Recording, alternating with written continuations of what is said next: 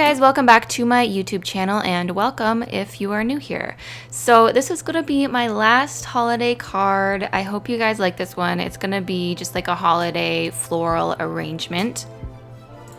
So I'm just gonna start by creating a couple of circles, which are gonna end up being roses, very simplified roses. I'm using a crimson red here, and I'm just going to paint those in with my number 14 round brush. All of the supplies that I use are gonna be listed below as usual.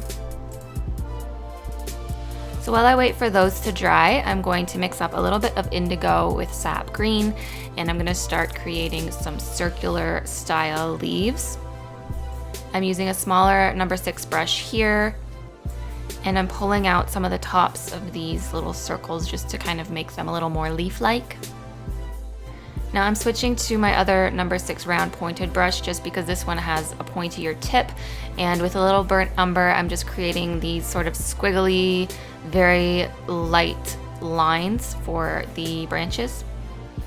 And then with indigo blue, I'm just creating little dots wherever I want this sort of baby's breath, floral type stuff to go.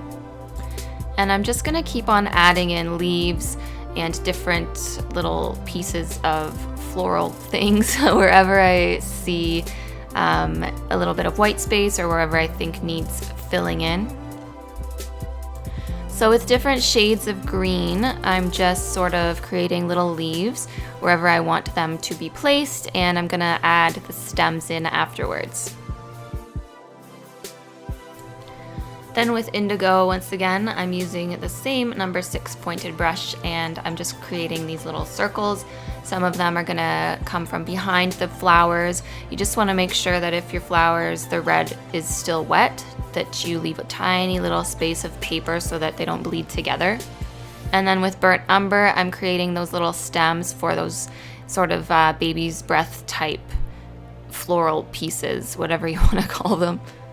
And you just want to make sure that each dot sort of connects somewhere. So you want to connect each one to a branch. So then I'm taking the very tip of my brush and I'm lightly drawing in the stems for those previous leaves that I drew.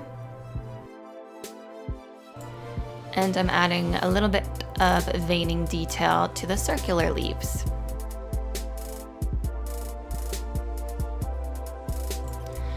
Now here I mixed up a darker shade of the red. This is definitely an option that you can do for the flowers. I wanted to show this to you. This isn't gonna be how my final one looks, and I'll show you in a second what I ended up doing.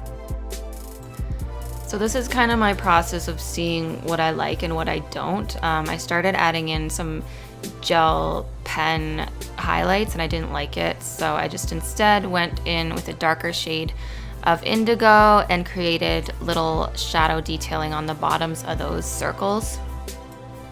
Now I didn't like how the dark lines looked on these flowers, so I just took a wet brush and I blended those out.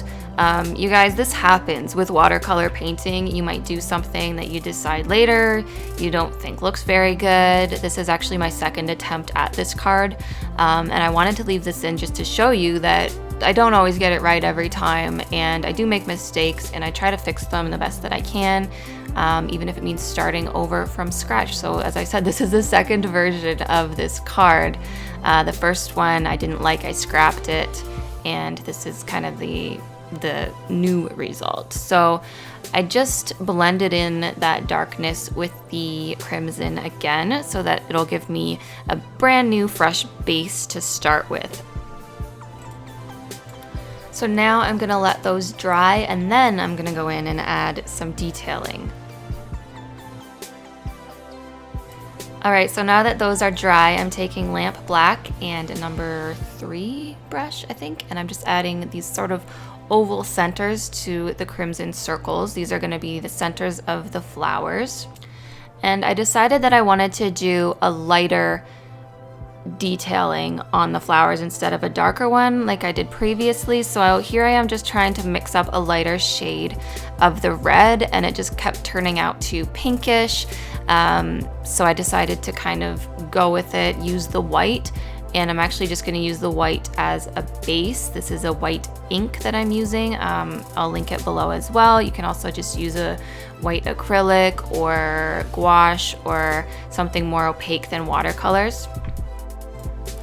So once again, I'm gonna let that dry, and I decided to use my handy dandy gold watercolor paint that I'm obsessed with, as you know, and I just went over those white lines, so that white just gave it a nice base to be able to let the gold really shine.